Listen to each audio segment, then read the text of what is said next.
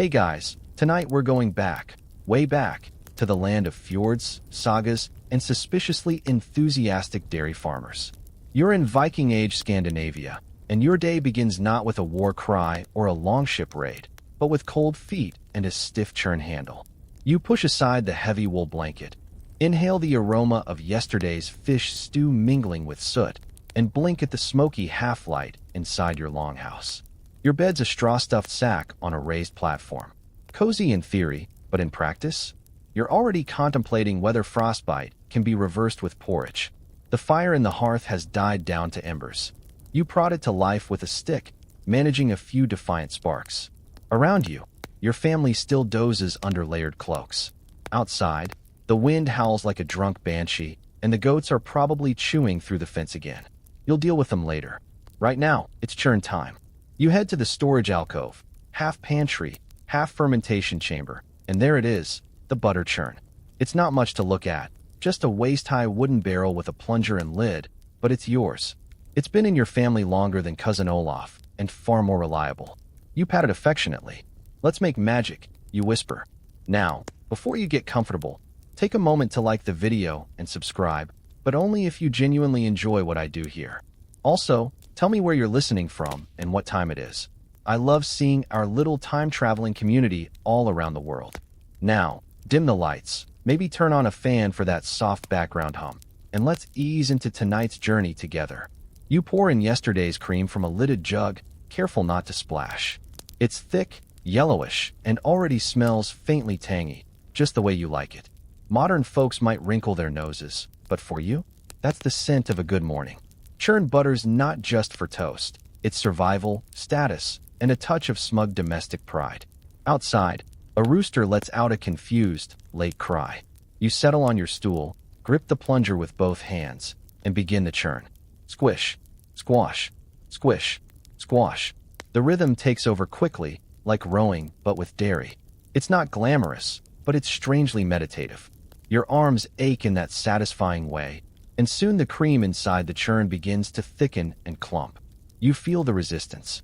That's the butterfat separating from the buttermilk. Alchemy in real time. Fun fact, Viking butter wasn't just a spread. It was often salted heavily for preservation and could last for months buried in cool earth. Historians still argue whether this method originated with the Norse or earlier Germanic tribes, but no matter who started it, you definitely perfected it. Around the room, little details catch your eye. The wooden ladle hanging on the wall, carved with runes that are mostly decorative. The stray sock someone knitted last winter, now inhabited by a curious mouse. And over there, a small clay pot containing yesterday's skyr, your version of yogurt, fermented and strong enough to peel wallpaper. You pause the churning to scrape down the sides. You hum a little tune, a folk song about a cow that refused to be milked and ended up cursed to roam the mountains as a butter goat. A classic. The joke in your village goes, you can trust a Viking with a sword, but trust the woman with the churn. And you? You've earned that trust. Of course, churning isn't always serene. Sometimes the cream turns too fast. Sometimes it refuses entirely, just to spite you. Some say the cream's mood reflects your own. If you're angry or bitter, the churn will stay stubborn. Others claim its spirits, and to appease them, you should sing as you churn. But let's be honest, it's probably just temperature and time. Still, you hum anyway, just in case. You glance out the slatted window. A thin shaft of light slices through the gloom.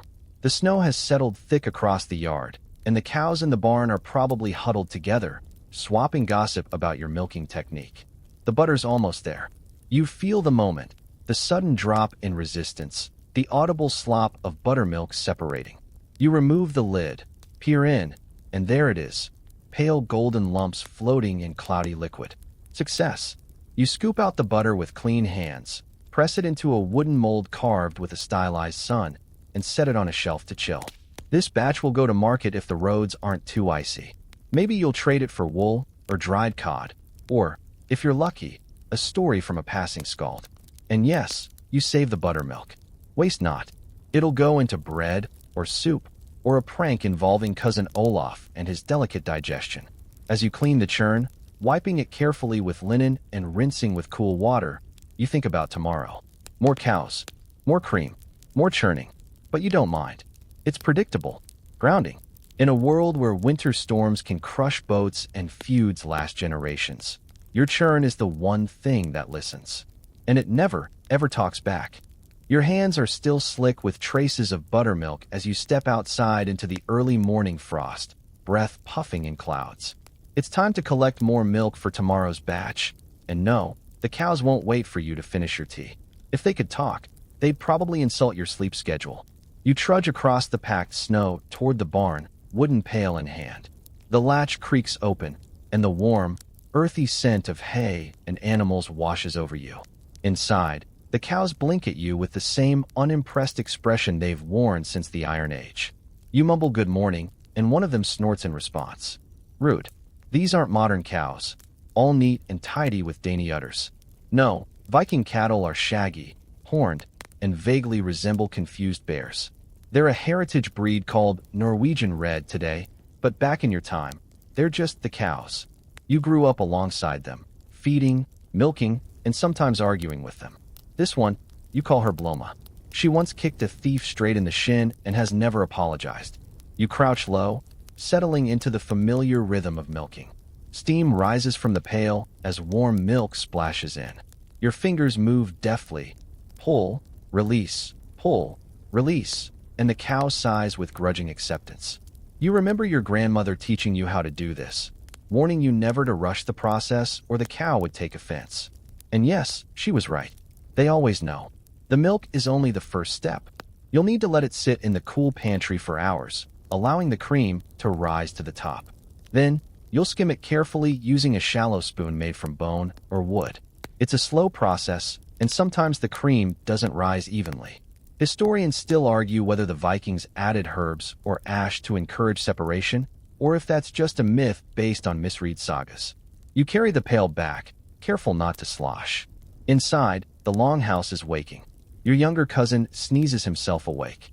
Someone throws a log on the hearth, and the smell of smoke returns, blending with the barnyard on your boots. A dog stretches, yawns, and flops back to sleep in the exact spot you were hoping to sit. You pour the milk into a wide clay bowl and set it on the shelf. Now, the waiting begins. You give the churn an affectionate nudge. It'll have to be patient too. The thing no one tells you about dairy farming in Viking lands is just how much of your day is spent waiting.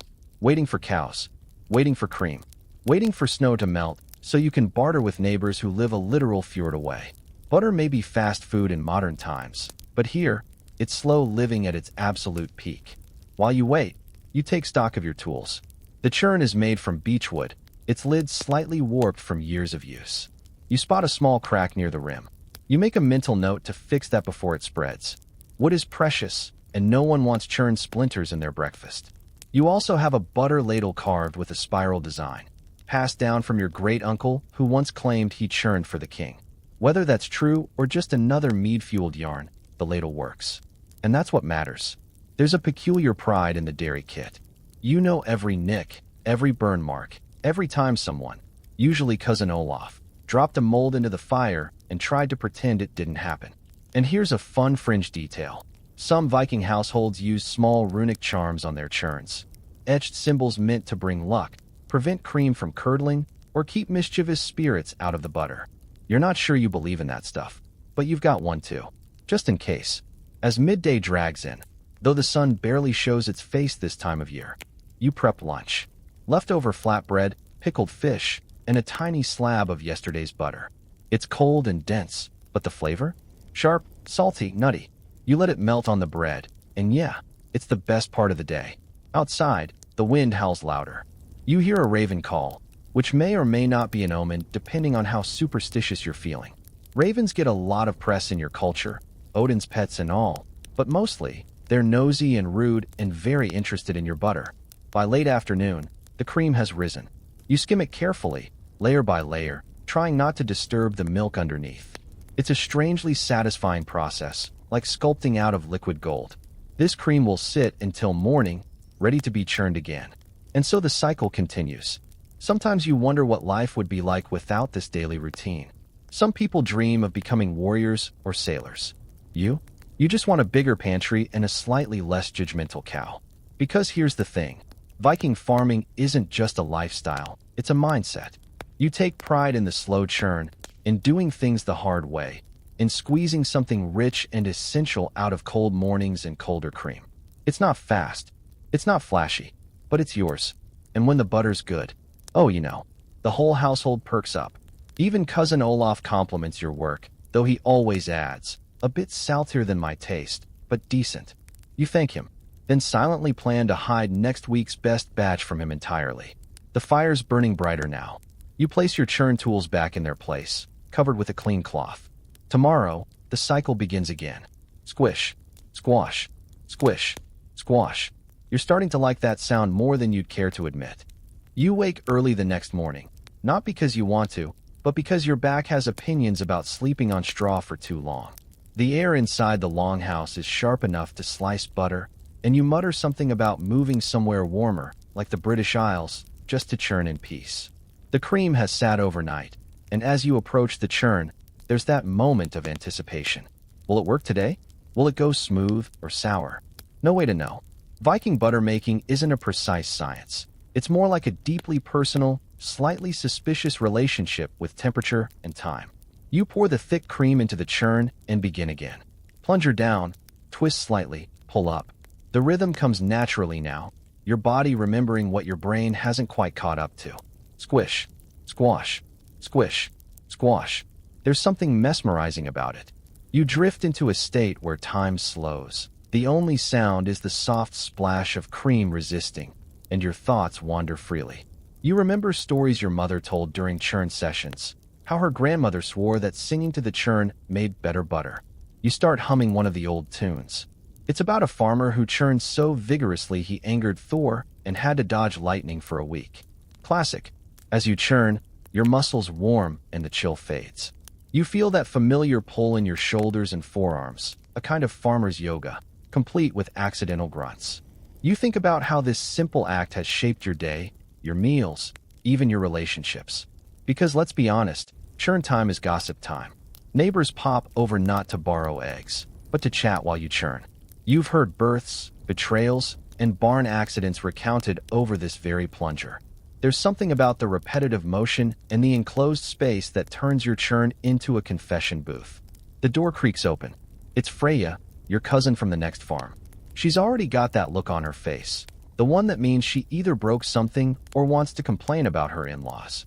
You nod toward the churn. I'm listening. She flops onto a stool, unwraps a bundle of warm rye bread from her satchel, and sighs deeply. Mother-in-law says my butter's too thin. Says I churn like a goose with a hangover. You snort. That's rich coming from a woman who once churned with her elbow because her wrist hurt. Freya laughs. You keep churning. The butter starts to break, little yellow clumps forming inside the churn like golden pebbles surfacing through cream. You feel the shift instantly. The plunger no longer glides but thuds.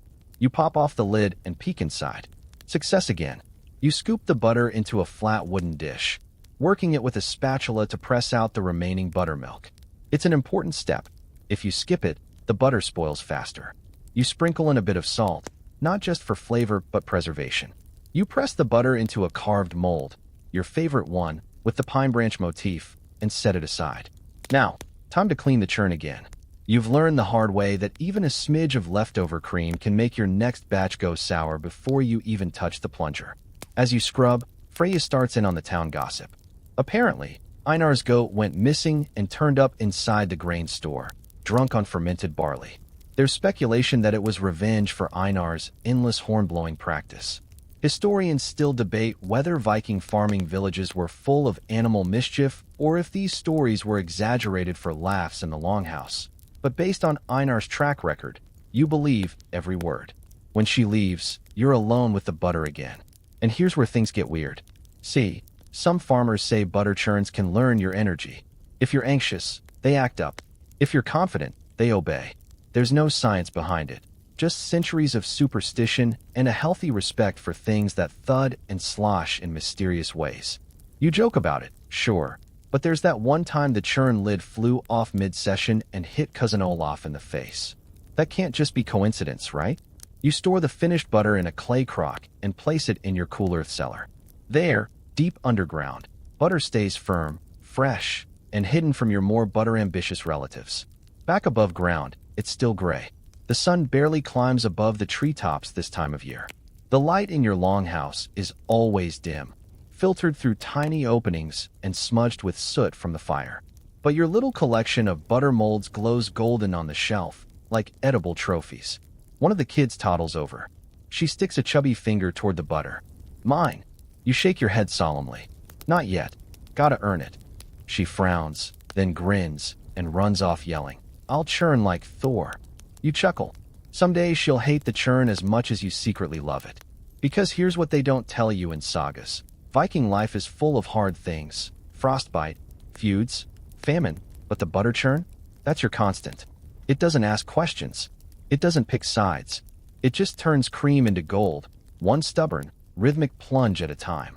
And in a world where nothing ever stands still, not weather, not crops, not goats, you'll take that kind of reliability any day. By now, your arms are starting to ache in a familiar, not unpleasant way. A low burn that tells you you've churned well. That butter sitting smugly in its mold on the shelf? It didn't come easy. Nothing about life on a Viking farm ever does. But that's part of the point.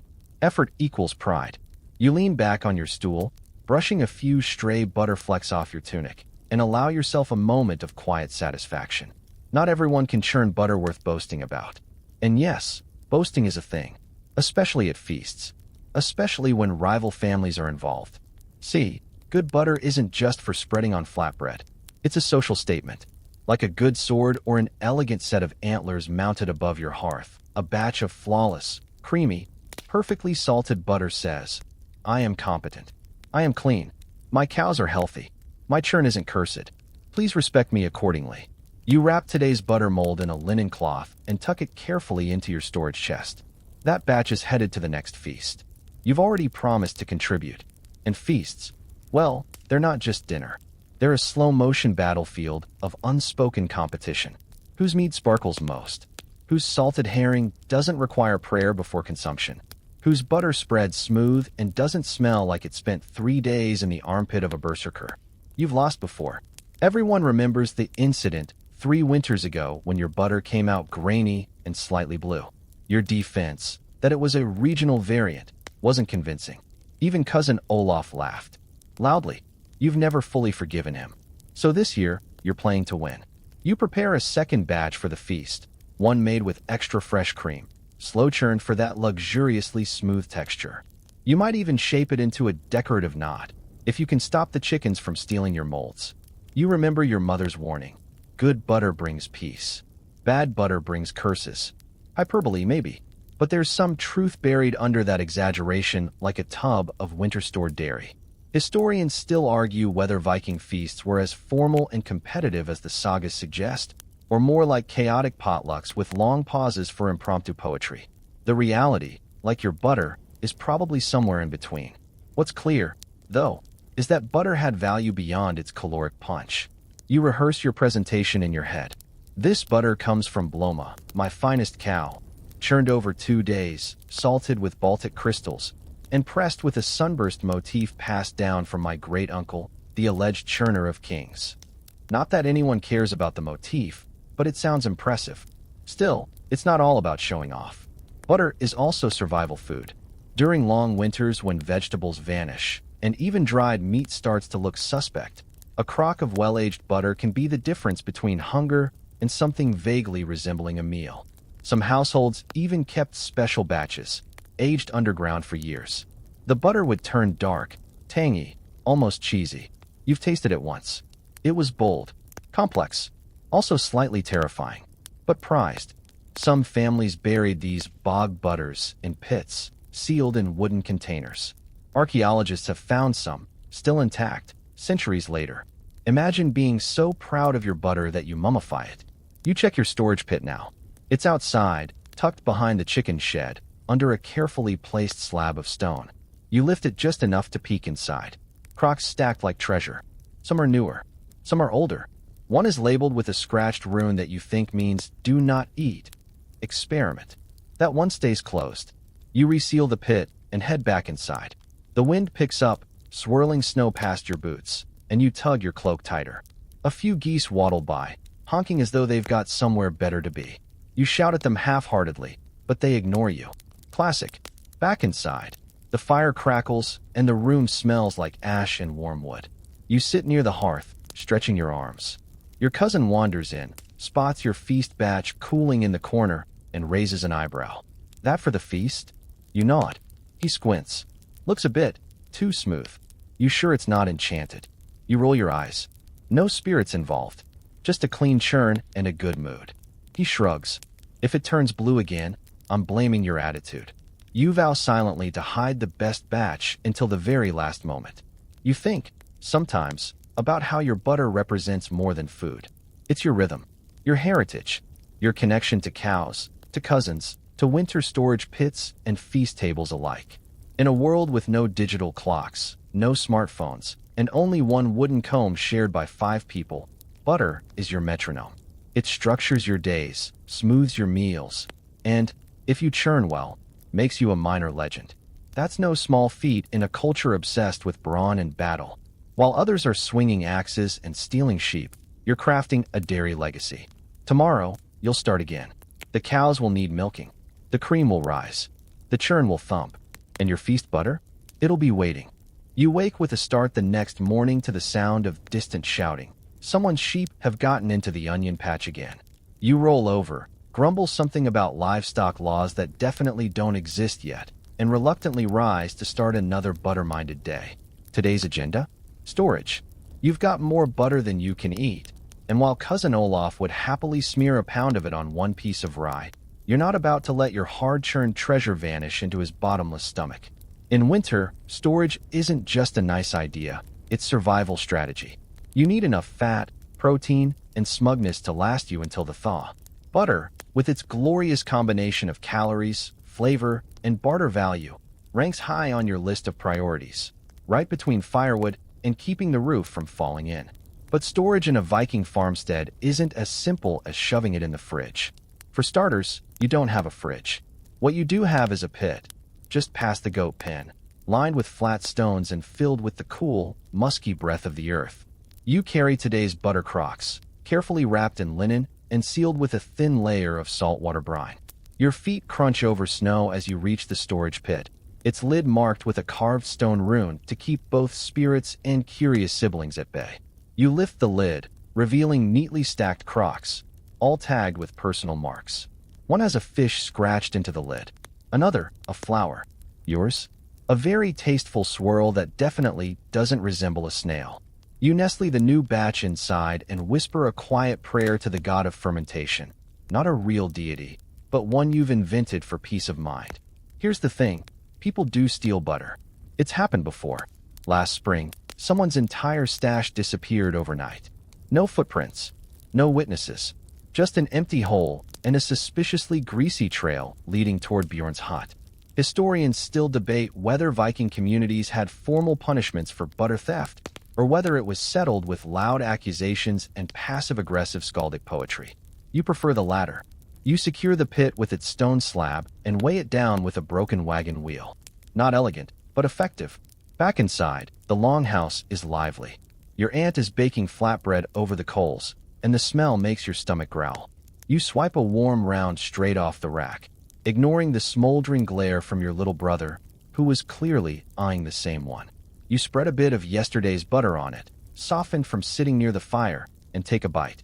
It melts instantly, coating your mouth in that sharp, nutty richness that only comes from 2 hours of churning and a cow named Bloma. As you chew, someone shouts from outside. Hey, who left the seal meat next to the butter pit? You freeze. That would be you. It was a late-night storage shuffle, and yes, maybe you left a wrapped seal haunch leaning against the butter stone. You rush outside and find the pit lid knocked askew, claw marks in the snow, and the unmistakable scent of salt and tragedy in the air. A fox, or worse, a seal. A very determined one. You check inside. Thankfully, the butter crocks are untouched. You let out a breath, then glare at the drag marks in the snow where the meat used to be. Somewhere out there, a predator is having the most decadent surf and turf breakfast imaginable. You haul a few spare planks from the shed and reinforce the pit. Butter deserves a fortress, not a suggestion.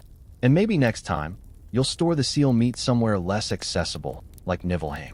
Back indoors, you tell your family the tale of the butter pit break-in. Your little sister gasps like it's a ghost story. Your uncle nods solemnly and mutters something about the butter spirits testing you.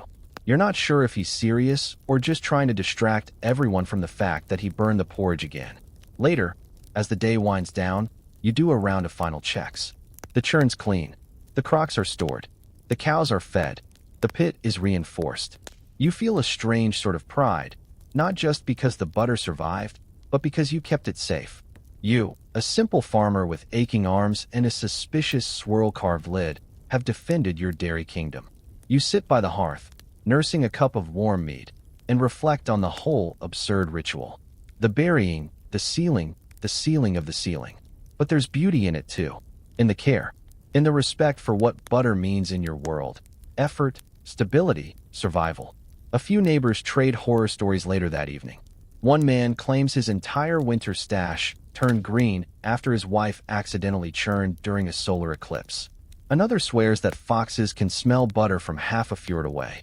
You nod politely while quietly filing away that fox fact for future use. And just before bed, you sneak outside one more time, just to check the pit. The moon glows pale over the snow. The chickens are asleep. The wheel's still in place. The seal meat? Gone. But the butter? Safe and sound. You smile, pat the lid, and whisper, "Nice try." The smell hits you before you even open the lid. Sharp, tangy, and unmistakably powerful. Today's butter is not your standard morning spread. It's the good stuff. Or, depending on who you ask, the terrifying stuff. You've aged this batch for months. It's the same pale lump you churned back in late autumn, wrapped in linen, buried in the deepest part of the storage pit. You haul it out now like unearthing a treasure chest, the one that might clear your sinuses permanently. This is stinky butter. Not a mistake. Not a culinary failure. A conscious choice. A delicacy. You scrape back the cloth and there it is, darker in color, dense, slightly translucent around the edges. Smells like cheese that's been to war. You give it a cautious sniff, then a brave taste. Sharp, funky, like licking the soul of a particularly expressive goat. And yet, not bad. Once the shock passes, the flavor deepens. Rich, gamey, complex. You won't be eating this with just anyone. Stinky butter is for the brave, the bold, and the truly local. Outsiders. They'd faint before they got past the smell. This kind of butter, often aged in pits, occasionally in animal stomachs, don't ask, was part culinary tradition, part cultural flex. Vikings weren't just storing butter to preserve it. They were developing flavors, intentionally fermenting it into something bold enough to double as a weapon. Historians still argue whether this was a widespread practice or a quirk of particularly creative regions like Iceland and coastal Norway. Either way, you're on Team Funk. You sit by the hearth with your cousin, yes, Olaf, and offer him a bite. He recoils dramatically. Is that food or punishment? You shrug. Yes. He tries it anyway. Out of pride, obviously, and immediately makes a face that suggests spiritual awakening and mild betrayal. It tastes like a seal insulted me and then made soup out of the memory. You nod approvingly. Exactly. Not everyone loves stinky butter, but in your village, those who do are held in a certain kind of regard. It's not about wealth. It's about grit. If you can eat that and still smile, you're kin. Later that day, you take a small crock to the neighboring farm for trade. You've heard rumors their sheep gave birth to twin rams with symmetrical horns, practically currency in these parts. You figure your butter's a fair offer. The farmer opens the crock, takes one sniff, and nods slowly. Strong batch. Good year. Buried it during the frost moon. Sang to it once a week. He grins. That'll do it. He gives you a pouch of dried berries in return. Lingonberries, tart and hard to come by this time of year. It's not a huge haul, but it's barter built on trust, tradition, and mutual respect for dairy that bites back. You've heard of some farmers using stinky butter medicinally, melted and applied to wounds, or eaten to strengthen the lungs. You're skeptical, but not surprised. In a world without penicillin, butter with attitude might be the next best thing. There's also a rumor, totally unconfirmed, that a particular batch of stinky butter once stopped a fight at a feast. Two brothers were at each other's throats over a stolen fishing net. Someone cracked open a crock of extra-aged stuff. The smell was so intense they forgot the argument and left the room gagging. Peace, by butter. You return home with the empty crock, proud of the trade. You set aside a little wedge for tonight's meal, a butter-soaked mash of root vegetables and dried fish. A flavor bomb that tastes like history, hardship, and surprisingly good choices. Before dinner, you clean the crock with hot water and ash soap. These are your heirlooms, after all. Your grandmother used this same pot. She claimed her butter once convinced a visiting merchant to give her free cloth. Because he thought it was cursed, she'd whisper, eyes wide with glee. You think about the butter culture you've grown up in. How something so humble has taken on so many roles. It's comfort food, status symbol, bribe, weapon, and occasionally, a dare. As the fire crackles and the family gathers, you serve the evening meal. Flatbread, dried cod, and yes, the special butter. The boldest of the bunch. The kind that makes your uncle pause mid-bite and say, "Is it supposed to taste like victory and regret?" You nod. He grins. Then it's perfect. You tuck the crock under your arm, wrap it in a swatch of wool, and head out into the snowy dusk. The feast is tonight. And tonight, your butter will be judged. Feasts aren't everyday affairs. They're rare, extravagant, logistically absurd events that require days of planning, weeks of hoarding, and more firewood than seems physically possible. And in your corner of the Norse world, they are where reputations are forged, alliances made, and old arguments fueled by oversalted porridge are either resolved or reignited. You walk the icy path toward the great hall, boots crunching softly underfoot. The butter stays warm against your side, cradled like a newborn that might cause social catastrophe if dropped. You're oddly nervous. Your heart thuds like a drumbeat, not unlike the Churns rhythm. Only this time, you can't control the outcome. Arriving at the hall, the first thing that hits you is the heat. A roaring fire at the center, flanked by long benches and heavy wooden tables piled with food. Smoked meats, pickled roots, dried berries rehydrated in mead, barley stew. And at the end of the table, the butter section. You spot them immediately, tiny wooden dishes arranged like chess pieces. Some carved into fish, others molded into tiny thatched roofs or sunbursts. The butter bar, and standing behind it like dairy gods, your neighbors. Their expressions are already smug. You set down your crock, unwrap it slowly. Your mold's sunburst imprint glows faintly in the firelight. A few people notice. One woman nods with polite interest. A man from the next village raises an eyebrow and mutters something to his wife, possibly a curse or a compliment. Hard to say. You take a seat, pour yourself a horn of weak mead, and brace yourself. The judging isn't official, of course. No one announces it. But the ritual unfolds all the same. Plates are passed. Breads are sliced. Butter is spread.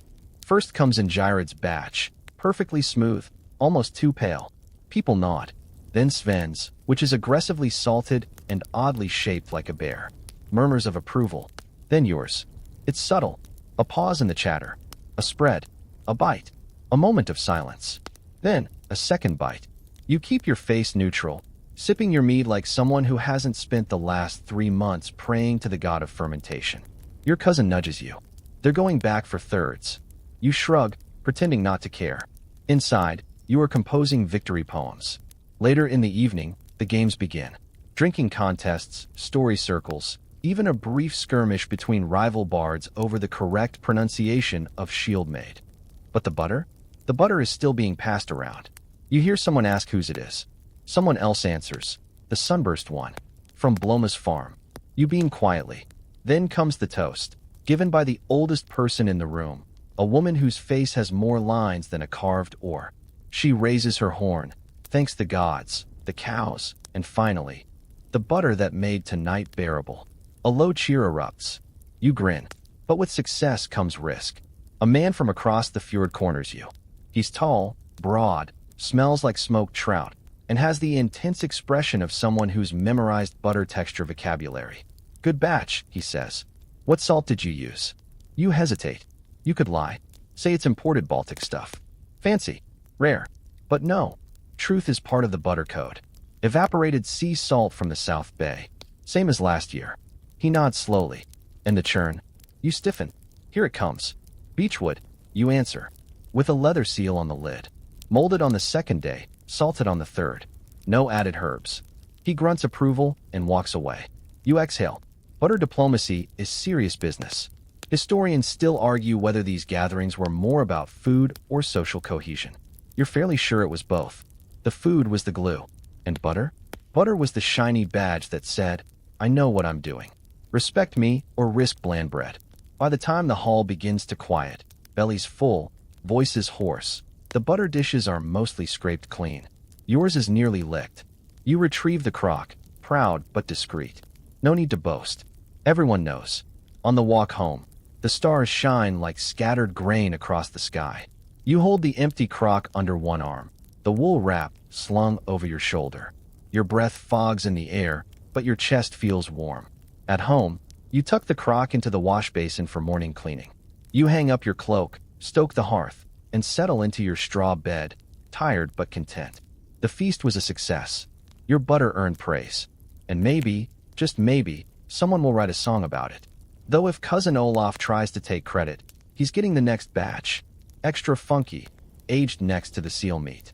The snow's crust is hard under your boots as you trudge toward the village path, your hands clutching a small crock wrapped in leather and wool. Today isn't about eating butter, it's about using it as currency. Bartering is the quiet engine behind your farmstead survival. There's no coin mint down the road, no banks, no app to trade turnips for timber. What you've got is butter. Dense, rich, and surprisingly persuasive butter. You reach the home of Egil the woodcutter, whose roof beams creak like they're mourning their own existence. He greets you with a nod and a frown. As usual, he's short on flax. You're short on firewood. The butter speaks for you both. You unwrap your offering slowly, letting the salted shine of the top layer catch the faint morning light. Egil peers at it, then sticks in a finger and tastes. He chews, frowns, then shrugs. Could be saltier. You smirk. Could chop straighter. There's a beat of mutual grumpiness. Then he disappears into his shed and returns with a bundle of neatly cut kindling. Deal. Butter, you've come to realize, is your most versatile weapon. It greases social wheels, literally and figuratively. Need to convince someone to help mend your fence? A butter gift helps. Want a better spot at the market stall? Butter samples work wonders. You head to the weaving hall next. Sigrid, the town's most intimidating woman, is finishing a bolt of homespun wool the color of melted snow. You slide the crock onto her workbench like an offering at an altar. She doesn't look up. From Bloma's milk? You nod. She tastes. Then, with zero ceremony, she tosses a swatch of wool into your arms. I'll take another next week. Boom. Butter 1. Bartering anxiety 0. Historians still argue whether dairy was truly used as a common trade good or more of a supplementary offering. You're here to tell them, yes. And sometimes, it beats silver. Your younger brother once tried to trade pickled fish for a knife sharpening. He came back with a bruised ego and a very sarcastic goat. You, however, traded a pat of butter for the same service. The knife was sharpened. The goat stayed out of it. You remember the wedding last summer, when a young couple couldn't afford much for their dowry. Their families pooled together butter, 5 crocks worth, to offer the groom's side. The ceremony included a butter tasting, no pressure. It went well. No one fainted. The bride's father cried, though it might have been the mead. And yes, there are darker tales. Once, an old widow tried to pay her rent share with a single sliver of nearly rancid butter. The landlord laughed, then locked her shed for a week. She retaliated by smearing the leftovers across his sled runners. They froze solid. The sled wouldn't budge. Was it sabotage or a sincere attempt at lubrication? Historians still debate. You stop by the fishing docks before heading home. The sea is half frozen, and the air smells like regret. A fisherman offers you a net mending in exchange for the butter that nearly started a brawl at the last feast. You oblige, trading half a crock. He gives you extra knots, just in case. Back at home, you inventory your remaining butter stock. A crock and a half in the pit, one aging dangerously in the cupboard, and another fresh churn waiting for salt. You wrap the newly bartered wool around your shoulders. It's scratchy, but warm. The kind of practical luxury that butter buys. You pass your aunt in the hallway. She raises her eyebrows. New wool. You nod. She grins. Butter again. You nod. She mutters, I should have stuck with cows, and walks off to yell at her bees. Even the children understand the butter economy. They'll trade chores for a pat, sneak bites off storage crocks, and once, Your nephew tried to pay a friend in butter to not tell mom about the goat chase incident. It almost worked. As the sun sets, you boil up a pot of barley, throwing in dried herbs and a scoop of the freshly traded salted batch. It bubbles gently, the aroma rich and grounding. The butter melts instantly, blending into the broth like a secret. A meal purchased, flavored, and made possible by the same substance you churn with your own hands. You sit at the table with your family, sharing spoonfuls in companionable silence. Each bite carries a little pride, a little effort, and, weirdly, the memory of Egil's frown. Tomorrow, you'll churn again. Maybe another batch to trade for iron nails. Or one to slip into the widow's shed, just because. Butter is power. Butter is persuasion. And sometimes, it's just your way of saying, thanks for not letting the longhouse roof collapse this winter. You lean back, full and sleepy, and look toward the darkened pit where your churn stands. It's already calling you. The morning starts with disaster. You lift the churn lid and immediately sense that something's wrong. There's no familiar creamy resistance. Just a cold, sloshy mess that smells slightly off. Not rancid, not sour, just confused. You prod the mixture with your plunger. No separation, no butter clumps, no thickening, nothing. It's like the churn decided to quit its job overnight and go into early retirement. You stare at the contents in silence. The churn, for its part, says nothing. Typical. You set the lid aside and rub your forehead. It's not your first failed batch, but this one hurts. The cream was good. The salt was balanced. You even hummed your lucky churn song. And now, just a soupy disappointment. Your aunt leans over your shoulder and takes a sniff. She recoils. You've been cursed. By cream. She squints at the churn. Might be the seal. Check the seam. You frown, tip the barrel, and inspect the bottom. Sure enough, there it is. A crack in the lower stave. Small but enough to let in air or leak out cream. Either way, it's sabotage. Not intentional, of course, but it feels personal. This churn has been with you for years. You made your first solo butter with it. Defended its lid from a jealous goat. Once used it as a footrest during a particularly long mead-fueled story night. And now? Now it's broken. Leaking cream and trust in equal measure.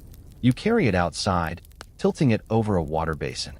The failed batch spills out with a sad glug, pooling into something that looks like regret and smells like unfulfilled potential. You set the churn on the bench and examine the crack.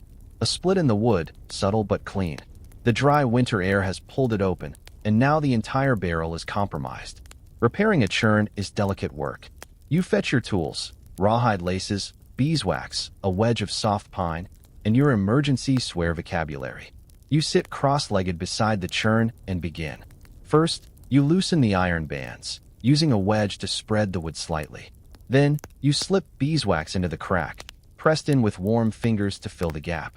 After that, a thin rawhide strip, soaked and ready, wrapped tightly around the weakened stave. As it dries, it'll shrink, pulling the wood closed like a hug from the gods of dairy. All the while, you mutter to the churn. Encouragement, threats, apologies. Your cousin passes by and stifles a laugh. Talking to your churn now? You nod solemnly. It listens better than you. He doesn't argue. Historians still argue whether Viking farm tools were treated with genuine reverence or just practical maintenance. But you're here, coaxing life back into a broken barrel like a healer with a wounded soldier. So yes, this is personal. You remember once hearing a story about a farmer who refused to fix his cracked churn. Said it built character. His butter never separated again. Eventually, he started selling it as churn soup. No one was impressed. You won't be that farmer. After the repair, you let the churn dry by the hearth, rotating it occasionally so the rawhide sets evenly. It looks pitiful there, like an old warrior resting his back after battle, but also dignified. You pat it once. We'll be back. In the meantime, you borrow your aunt's churn. It's smaller, stumpier, and shaped like a barrel someone forgot to finish. But it holds cream and doesn't leak, so you make do. You restart the cream. New batch. New hopes. Your rhythm is off, though. The smaller plunger feels weird in your hands. The height's wrong. The lid squeaks. You try to find a meditative flow, but it's like dancing in someone else's boots.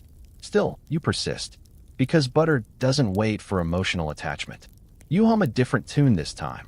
A song about a churner who outlasted a troll siege by feeding them aged butter until they gave up and left. You'd like to believe it's based on a true story.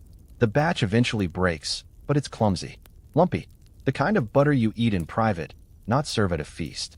You don't blame the cream or the plunger. You blame the vibe. At night, you check your repaired churn. The rawhide's set nicely. The wax has sealed. It smells like oak and redemption. You smile. The next morning, you test it. Cream in. Plunger down. Squish. Squash. Squish. Squash. You almost cry. It's back. Your rhythm. Your churn. The sound. The feel. The silent agreement between you and this wood-bound vessel to make something beautiful again. You thank it with a careful cleaning and a whisper of gratitude. After all, it held on when things cracked. And in the Viking world, that's what you do. You mend. You milk. You churn again. And if all else fails, you bribe a troll with stinky butter and start fresh.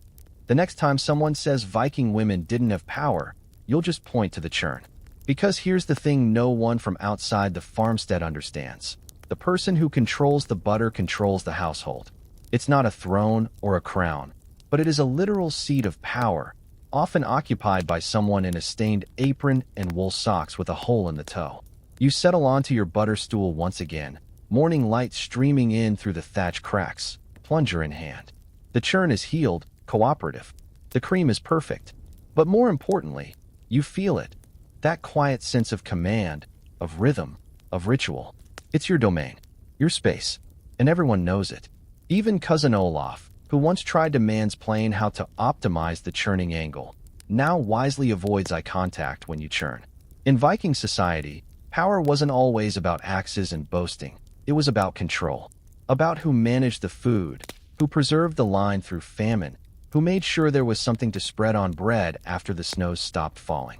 That person, more often than not, was a woman. And if she was good with a churn, even better.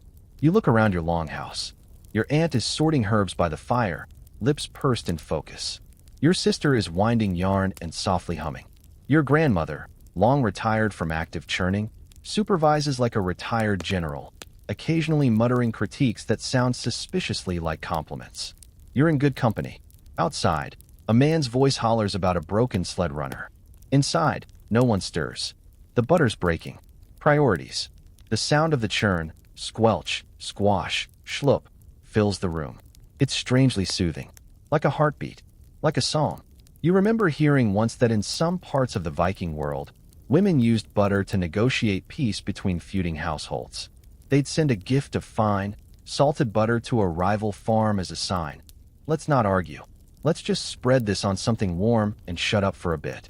Historians still argue whether these butter bribes were ceremonial, symbolic, or simply tasty. But you like to imagine the latter. Because who can stay mad when their mouth is full of perfectly churned cream fat? You reach the point of separation. The butter clumps. You grin. There's also the social side of it. Women often gather to churn in groups, especially during spring when milk is plenty and gossip is fresher than the cream. Those sessions? Half production, half political summit. You've learned about marriages, market prices, who's secretly sleeping in the hayloft, and who burned last year's sauerkraut. All while thumping a plunger in rhythm with 3 other women and a chorus of judgmental hens in the rafters. Your own status in the village has risen steadily since you mastered the soft salt fold, a technique that keeps butter pliable even in colder climates.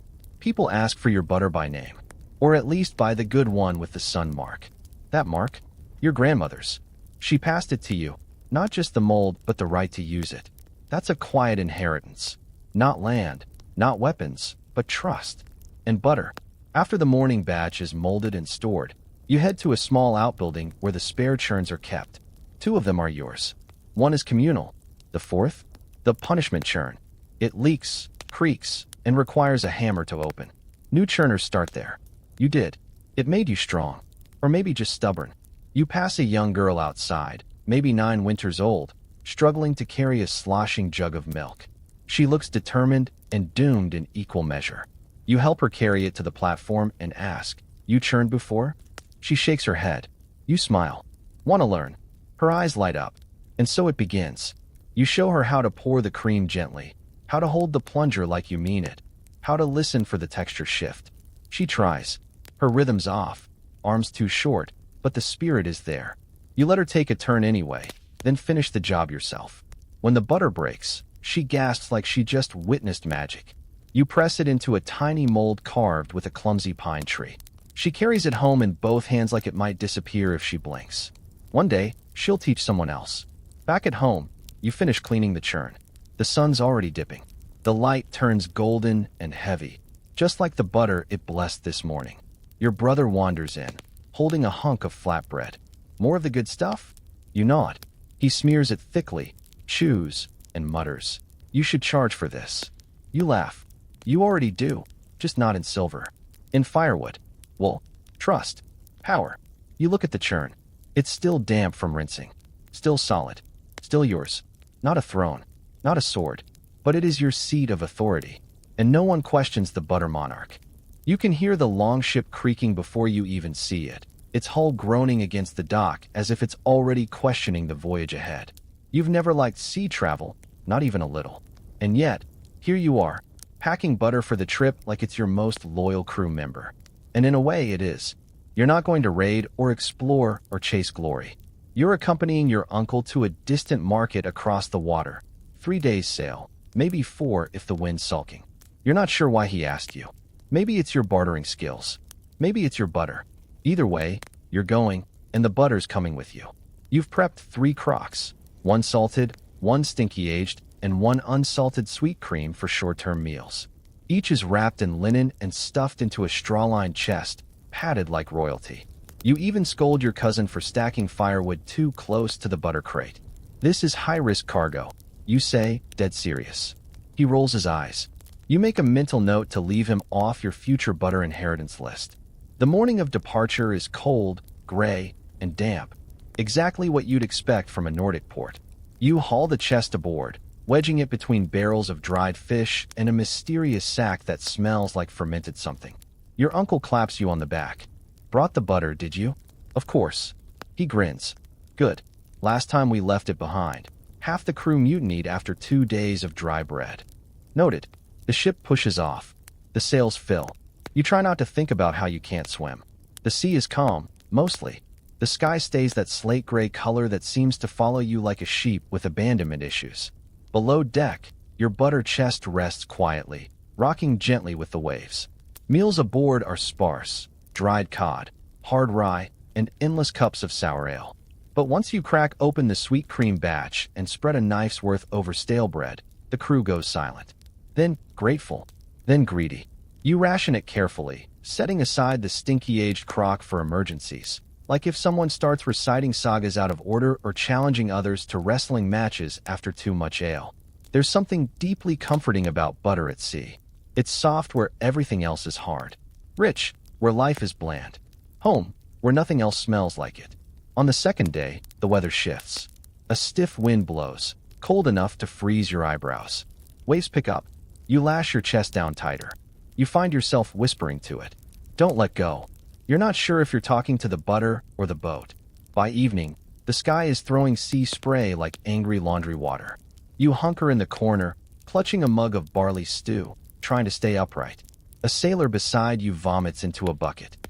Across the deck, someone sings a song about a cow who falls in love with a whale. You're too tired to question the lyrics. You check on the butter again. It's fine. It always is. That night, you dream of home. Not your bed or your hearth, but the churn. The smell of cream. The rhythm. The sense of doing something useful. You wake at dawn to calmer seas and the smell of fish stew laced with something new. You stumble toward the cook's station. He's holding your salted batch, grinning. This saved the whole pot, he says. Tastes like we're not lost at sea anymore. You eat in silence, smiling despite yourself. Historians still argue whether Viking sailors routinely brought butter aboard or whether it was considered too perishable. But you know the truth. Butter belongs everywhere. Even here, on a ship that smells like wet rope and old kelp, it makes things better. By the 3rd day, the crew starts referring to you as Smjerkona, the butter woman. At first, it sounds like a tease. Then, a compliment. Then, an actual position. One sailor asks if you'll bless his bread. You oblige. He says it tastes like luck. You arrive at the market late in the evening. The docks are crowded with traders, chickens, barrels, and the occasional goat tied to a sack of onions. You help unload crates while your uncle haggles with a merchant over axe heads. One merchant stops at your butter crate and sniffs. "This yours?" You nod. He dips a finger into the aged batch, tastes it, then blinks in surprise. "How old is this?" You lie. "2 winters." He nods reverently. "I'll trade a bolt of silk for the whole crock." You blink. "Silk? Real silk?" You glance at your uncle, who's watching closely. He shrugs. "Your butter. Your deal." You make the trade. It feels like winning a quiet war.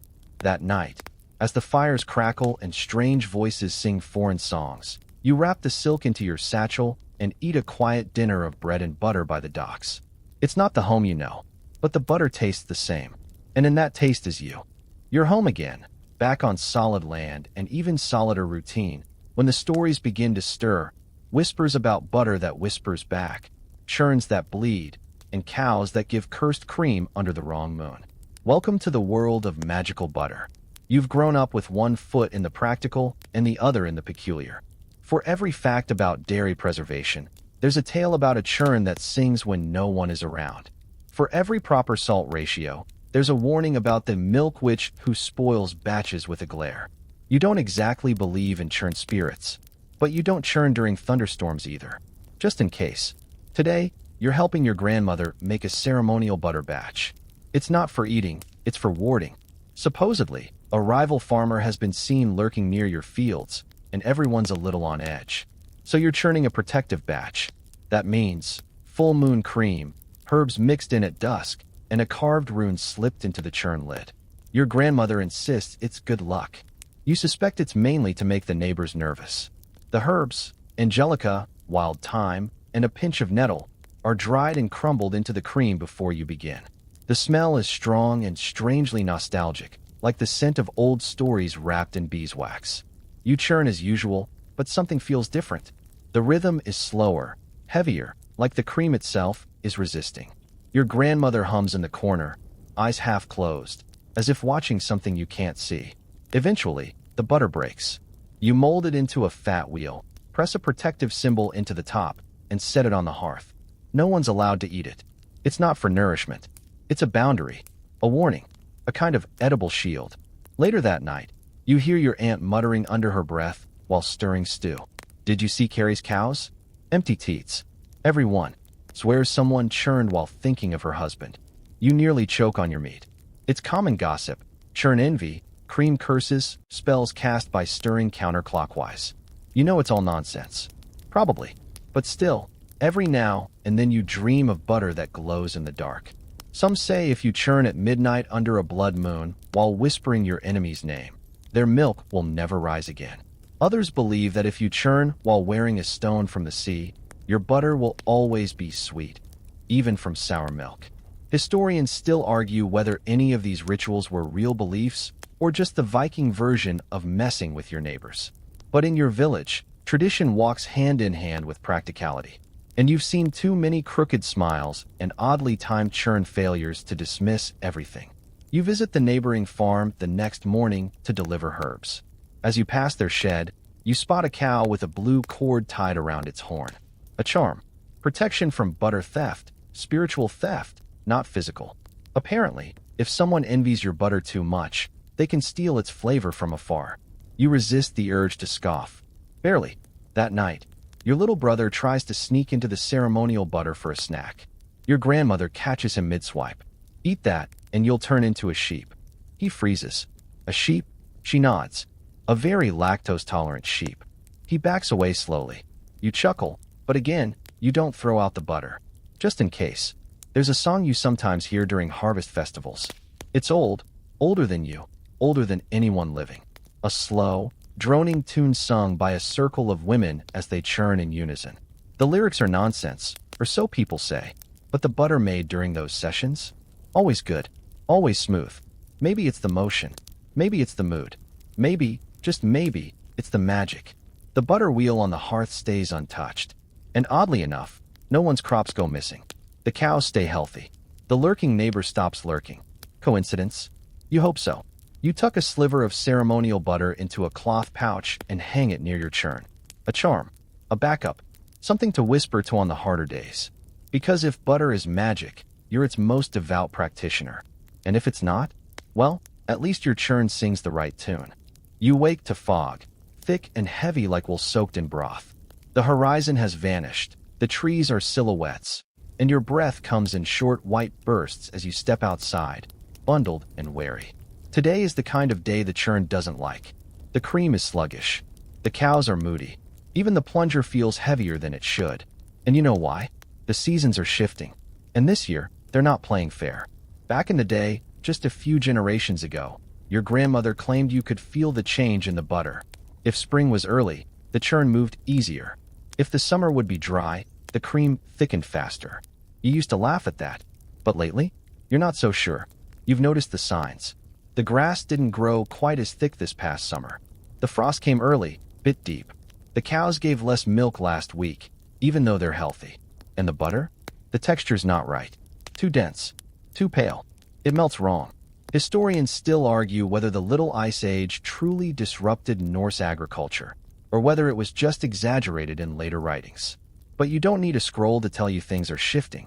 The churn is telling you loud and clear. You sit at your stool, cream in place, and push the plunger down with a grunt. It groans back at you, sluggish and reluctant. You adjust your grip, your posture, your rhythm. Squish, slop, silence. Nothing. You sigh? You know what this means. You'll need to adjust everything. First, the cows. You make a plan to supplement their diet, more dried leaves, better hay, less panic when they give you side-eye. You spend the next hour breaking ice on the troughs, slipping only twice, and offering a heartfelt apology to Bloma after you bump her with a bucket. Second, the cream prep. You bring it closer to the fire. Let it rest longer. Stir it with a clean branch of juniper. It's not magic. It's adaptation. Third, the churn. You swap out the plunger for the older one, the one carved with notches from your great-grandmother's hand. You've always kept it for sentimental reasons. But maybe it knows something the newer one doesn't. By midday, you try again. Squish. Squash. Squish. The sound is back. Not perfect, but promising. Still, the butter takes twice as long to form. And when it does, it's clumpy. You work it gently with the spatula, folding it like dough, trying not to overthink the texture. You mold it into a wheel, smaller than usual. Salt it a little extra. Store it in the cellar's coldest corner. Outside, the fog has turned to drizzle. The chickens are huddled under the cart, clucking like disappointed philosophers. The sky is the color of wet linen. Your uncle returns from the fishing coast with a cart of news and salted cod. The harvest there failed. The butter isn't setting. Some families are selling off their cows. Others are looking to move. To Iceland. To the Isles. To wherever the sun hasn't forgotten to show up. He eyes your wheel of butter and raises an eyebrow. Still churning, are you? You nod. Barely. He nods back. Doesn't say anything else. Just reaches for a hunk of flatbread and smears it with the latest batch. Chews slowly. Still tastes like home, he mutters. Then adds, even if home's a bit off kilter lately. You smile faintly. At dinner, the fire crackles, but the room feels smaller. Everyone's quieter. You serve the new batch of butter with roasted roots and dried herring. No one complains, but they all eat slower. Later, your grandmother calls you over. She's sitting by the hearth, hands folded like parchment, eyes sharper than your best carving knife. Next spring, she says, you'll want to churn at dawn, not dusk. The cream behaves better with the early cold. You nod. Got it. And feed Bloma extra kelp this winter. You blink. Kelp. She nods once. Gives the butter a braver taste. You don't argue. When the world's slipping sideways, you listen to the ones who've churned through worse. Before bed, you sneak outside and stand by the pit. The stone lid is cool under your fingers. You whisper to it. Not a prayer. Not a plea. Just a promise. We're still churning. Because that's what you do when the climate changes. When the milk turns. When the world forgets to act like it used to. You don't stop. You adapt. And the churn, cracked and scarred and grumpy as it is, adapts with you. You wake to bells. Not the nice, melodic kind, but the urgent clang of the iron one hanging by the longhouse door. It means visitors, or trouble, or both. You rub the sleep from your eyes, throw on your cloak, and step into a world already bustling. At the center of the yard stands a man in a stiff-looking wool cloak, embroidered with a tiny, silver cross. Oh, it's those visitors. Missionaries. They've been arriving more often now, soft-voiced men with scrolls and strange symbols, offering words like grace and salvation, and occasionally attempting to hand out slightly damp leaflets that no one reads. You respect their courage, but not their cooking. This one's here to speak with your uncle, but his eyes keep flicking to the smokehouse, to the cows, to the churn beside the hearth. You can practically hear the silent judgment, pagans and their dairy. And yes, he's seen the butter wheel on the mantle, the one you pressed with protective runes last week. It's not subtle. It's also not coming down. Religion is changing. You feel it in the village.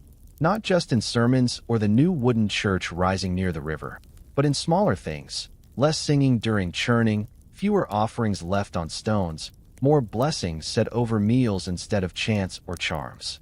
Historians still argue whether this shift happened peacefully, slowly, or with conflict and fire.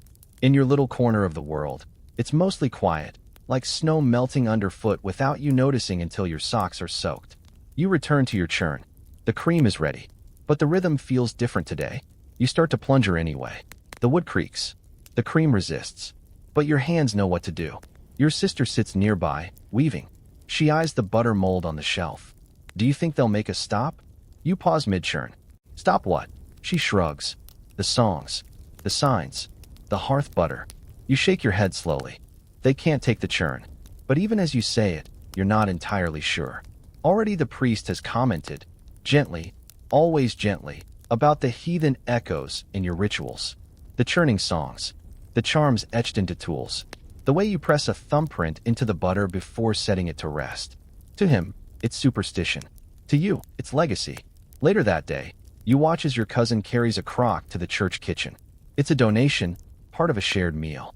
You can see the tension in her posture, like she's waiting for someone to reject it, or maybe sanctify it. They accept it without question, but it's not used that night. It just sits there, untouched. You notice, and you're not the only one. That evening, your grandmother pulls you aside and hands you a new mold. Simple, circular, but carved with both old runes and a tiny cross tucked into the pattern. You blink. I made it last winter, she murmurs. Just in case. You run your fingers along the carvings. Blended, not erased. Familiar, yet altered. The butter you churn next goes into that mold. It comes out smooth, firm, cool to the touch. You press your thumb into the top, then glance over your shoulder and press a second mark beside it. Not tradition, not rebellion, just adaptation. Like everything else in this season of strange weather and shifting faith, your churn doesn't stop. You find new songs to hum. The prayers shift tone. The salt is the same.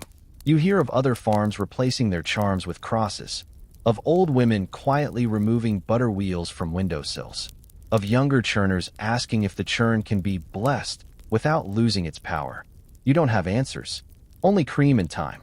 At supper, your father spreads the latest batch on bread.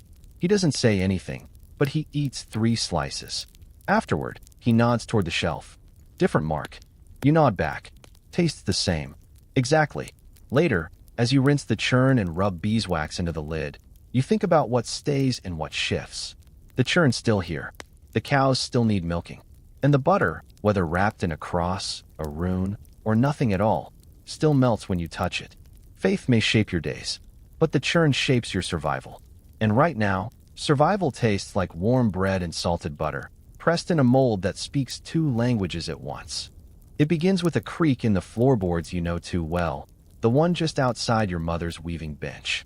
Then the soft scrape of a stool moving across packed earth. You already know who it is before they speak. Bloma's been moved. You turn slowly. It's your youngest brother, cheeks flushed with cold, arms wrapped around himself like he's bracing for bad news. They've taken her to the upper pasture, the one near the trade path. You nod, slow and silent. You were expecting this. The family's growing. Space is tight, and the pastures need to rotate. But still, hearing it aloud feels heavier than you'd prepared for. Bloma, your cow, the stubborn, long-eyelashed brute who's kicked your shin more than once, but who also gave you the best cream you've ever churned. She's not gone, not really, but she won't be under your eye anymore. Not in the same way. You step outside, boots crunching through the patchy snow, and look up at the hills. You can't see the pasture from here, but you can picture it. The fence. The tree that leans too far east. The way the mist settles low in the morning, making cows look like ghosts. That's where Bloma will be now. It feels like something's ending. Inside, the churn stands in its place. You run your hand along its edge, and it feels unfamiliar today. Not cold, not warm, just still. You don't churn this morning. Instead, you start organizing the tools. The plunger gets polished. The spare lid is resealed with fresh wax. You line the molds on the shelf: sunburst, pine branch, fish, and your grandmother's blended rune cross, and you dust them gently, one by one. The churn is clean, empty, waiting. The butter you made 2 days ago sits in the storage pit. A few crocks are marked for trade, others for guests. One, your last batch from Bloma, is sealed tighter than usual, and you don't write anything on the lid. You'll know. That afternoon, your cousin comes to tell you she's leaving. To the coast, she says. There's land there, and fewer eyes watching the churn. You offer her one of your molds. She refuses, then changes her mind. Takes the fish one. I'll return it, she says. You know she won't. People are moving. The weather's wrong again. The pasture rotations are getting harder. The salt you traded for last year came in late. Something in the air feels thinner. Even the churn knows. You feel it when you finally sit down that evening and pour in a fresh batch of cream. Not from Bloma, but from her calf. A smaller creature. Nervous. Still learning to be milked without dancing. You churn anyway. Squish. Squash. Squish. The sound is there, but it's off. Higher pitched. Like the notes of a song you once loved, now played on new strings. Still, the butter comes. Pale. Slightly tangy. It sets well. You mold it into the pine branch and store it by the fire, just like you always do. The night stretches long. The fire burns low. You sit by the churn, hands on your knees, staring at the wooden lid. You think about all the mornings, the spilled cream, the foot cramps, the stolen samples, the feast victories, the fox raids, the sea voyage. The silk you still haven't traded. The day you taught that little girl to churn for the first time. The churn was always there. But life is shifting. You clean the plunger. Wrap the crock. Fold the cloth. Set the stool back against the wall. And for the first time in many, many years, you wonder if tomorrow might begin without butter. But you know it won't.